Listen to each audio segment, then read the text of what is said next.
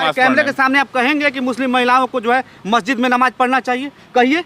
हाँ बिल्कुल कहेंगे। कहिए, फिर से कहिए। बिल्कुल कहेंगे ये बात हाँ। कि जब पैगंबर इस्लाम ने नहीं रोका है तो हम कौन होते हैं रोकने वाले? अल्लाह की बंदी औरतें भी हैं, अल्लाह के बंदे हम भी हैं। पैगंबर इस्लाम ने नहीं रोका है और पैगंबर इस्लाम ने कहा है कि अल्लाह की बंदियों को मस्जिद जाने से ना रोको। अब जिन जिन मोहल्लों में, जिन जिन मस्जिदों में इंतज़ाम है औरतों का, पर्दे का एहतमाम है, अलग से प्रवेश द्वार है, अलग से वजूखाना है, उनको सारी फैसिलिटी है, वहाँ पर जाएं। मौलाना साहब, आपसे व्यक्तिगत सवाल कर रहा हूँ। सलमानी साहब हाँ। आपसे मैं एक सवाल कर रहा हूँ, आप अपने ही घर से शुरू कर दीजिए पहल। बिल्कुल, आप अपने ही घर से मस्जिद भेजिए महिलाओं को। बिल्कुल आपकी बात अपनी नमस्कार, जगह गोरखपुर लाइव देख रहे हैं आप, मैं हूं आपके साथ आयुष द्विवेदी।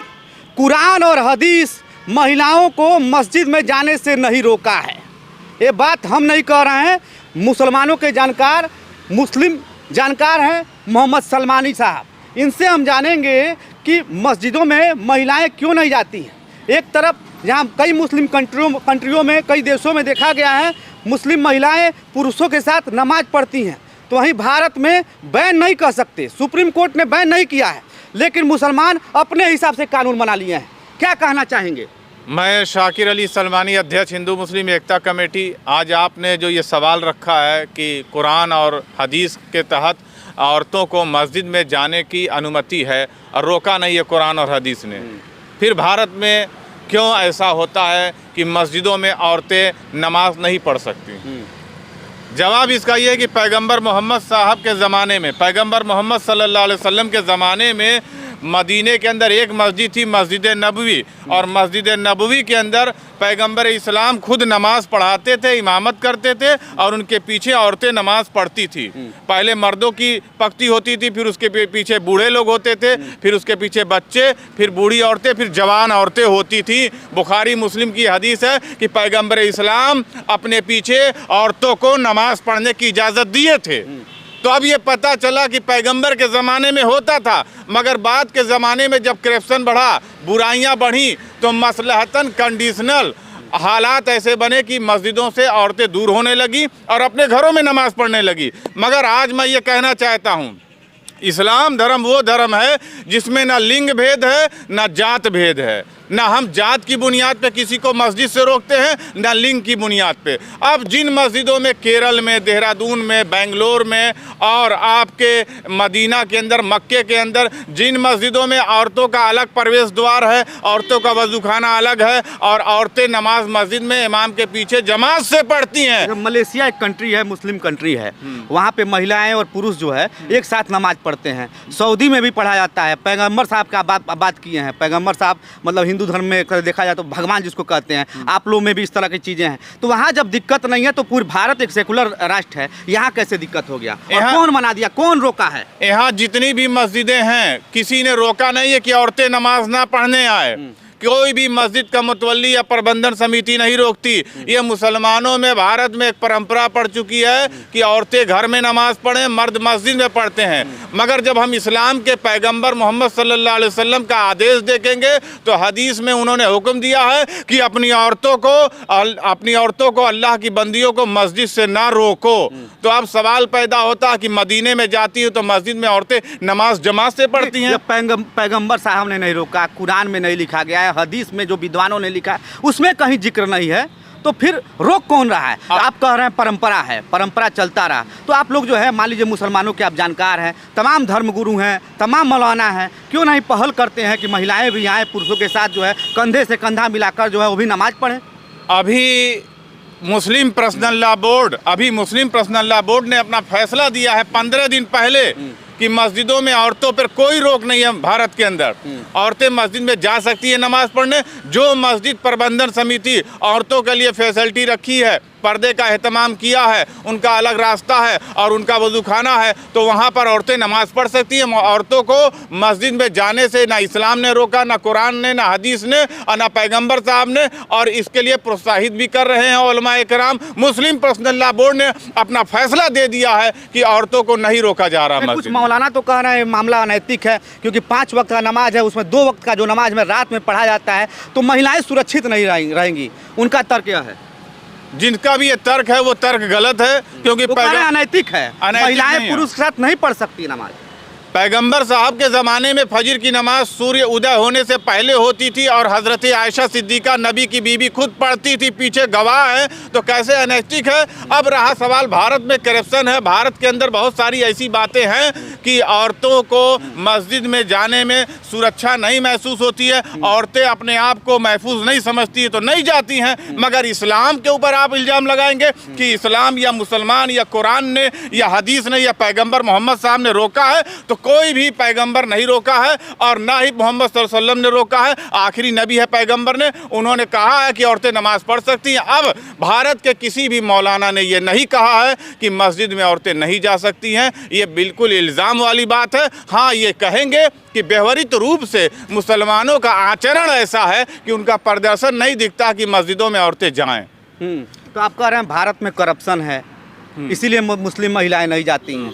पाकिस्तान में आप बता रहे हैं, फिर मलेशिया में, सऊदी अरब में, हर देश में अलग अलग मामला आते हैं। तो फिर आप भारत में करप्शन कह रहे हैं, इसी डर से नहीं जाती है क्या महिलाएं? नहीं, भारत में करप्शन से मुराद, करप्शन का मतलब ये नहीं है कि जैसे मुस्लिम समाज में औरतों के अंदर एक असुरक्षा का भाव है कि अगर जो हम मस्जिद में 50-100 की संख्या में जाते हैं तो मस्जिद में नौजवान लड़के भी आते हैं, बदनिगाही होगी, बदनजरी होगी, इसलिए औरतें मस्जिद से जाने से अपने आप को रोकती हैं। मगर किसी मस्जिद के इमाम ने, मौलाना ने, मुतवल्ली ने रोका नहीं है कि औरतें मस्जिद में ना जाएं। आप बेंगलोर में, आप देहरादून में, आप केरल में, आप दिल्ली में कई मस्जिदें हैं, जामा मस्जिद, जहां औरतें नमाज जाकर मस्जिद के अंदर पढ़ती हैं।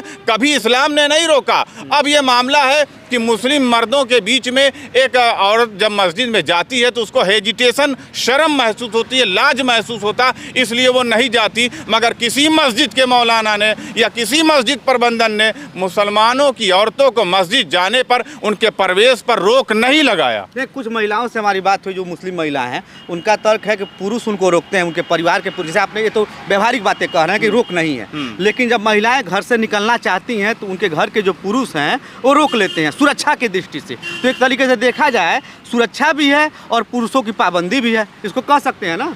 मैं ये कहूँगा कि अगर जो भारत के अंदर जितनी मस्जिद प्रबंधन समिति है, मस्जिद के मुतवल्ली है, मस्जिद का मैनेजमेंट है, अगर जो वो फैसिलिटी दे, औरतों का प्रबंध करे, तो औरतों को जाने में कोई असुरक्षा नहीं होगी। नमाज कैमरे के सामने आप कहेंगे कि मुस्लिम महिलाओं को जो है मस्जिद में नमाज पढ़ना चाहिए, कहिए। हाँ, बिल्कुल कहेंगे, फिर से कहिए। बिल्कुल कहेंगे ये बात कि जब पैगंबर इस्लाम ने नहीं रोका है तो हम कौन होते हैं रोकने वाले? अल्लाह की बंदी औरतें भी हैं, अल्लाह के बंदे हम भी हैं। पैगंबर इस्लाम ने नहीं रोका है और पैगंबर इस्लाम ने कहा है कि अल्लाह की बंदियों को मस्जिद जाने से ना रोको। अब जिन जिन मोहल्लों में, जिन जिन मस्जिदों में इंतज़ाम है औरतों का, पर्दे का एहतमाम है, अलग से प्रवेश द्वार है, अलग से वजूखाना है, उनको सारी फैसिलिटी है, वहाँ पर जाएं। मौलाना साहब, आपसे व्यक्तिगत सवाल कर रहा हूँ। सलमानी साहब, हाँ। आपसे मैं एक सवाल कर रहा हूँ, आप अपने ही घर से शुरू कर दीजिए पहल।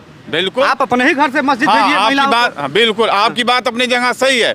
अगर जो हम लोगों के मोहल्ले में जो मस्जिदें हैं, अगर जो मस्जिदों में प्रबंधन समिति इसका इंतजाम करती है, फैसिलिटी देती है कि औरतों के लिए अलग द्वार हो, अलग वजूखाना हो, अब पर्दे का एहतमाम हो, जैसे जमात की जब पक्ति लगती है तो उसमें औरतों का, जैसे मदीने में इंतजाम है औरतों की नमाज पढ़ने का, मक्के में है, काबे के अंदर है, नमाज पढ़ती हैं। तो हिंदुस्तान में अगर जो मस्जिद का प्रबंधन इसका इंतजाम करता है तो जा सकती हैं। जब मंदिर में लिंग भेद नहीं है तो मस्जिद में लिंग भेद कैसे? और भारत सेकुलर राष्ट्र है, तो फिर जो है मस्जिद और मंदिर में आप देखिएगा, कुछ मंदिरों को छोड़ दिया जाए, वो भी विवाद समाप्त हो गया है।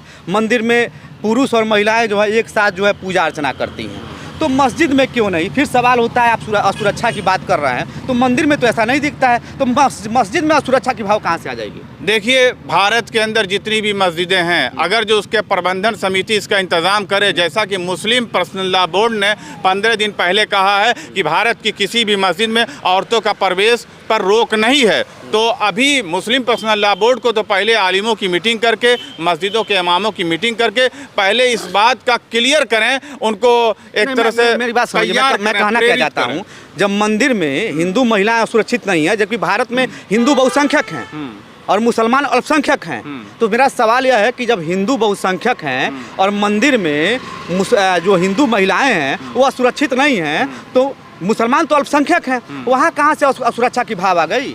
जान का डर नहीं है, औरतों के जान माल का डर नहीं है, सिर्फ जो एक औरत के अंदर लाज, पर्दा, हया, शर्म है गैर मर्दों के बीच में जाने का, वो मसला है कि लोगों की नज़र में बदनिगाही ना हो और इस वजह से औरतें नहीं जाना चाहती। अगर जो मस्जिद प्रबंधन समिति, मस्जिद कमेटी इसका इंतज़ाम करे, फैसिलिटी दे, तो औरतें जा सकती हैं नमाज़ पढ़ने। यही संदेश देना चाहेंगे अपने धर्मगुरु मौलाना साहब लोगों को, मस्जिदों के इमामों को, और ख़ास तौर से मुस्लिम पर्सनल लॉ बोर्ड ने कहा है कि औरतों को मस्जिद में प्रवेश से रोका नहीं जा रहा है, तो मुस्लिम पर्सनल लॉ बोर्ड इस बात को तय कराए कि किस तरह से वो औरतों को मस्जिद में भेजेंगे नमाज़ पढ़ने के लिए, क्या फैसिलिटी देंगे। मुस्लिम पर्सनल लॉ बोर्ड मुसलमानों का एक बहुत बड़ा संगठन है कानूनी लिहाज से, तो आप मुस्लिम शरीयत को बचाने के लिए किस तरह से औरतों को प्रवेश देंगे, ये मुस्लिम पर्सनल लॉ बताए, वो खुद तय करे कि मुसलमान क्या करे। सलमानी साहब, आपने गोरखपुर लाइव से बात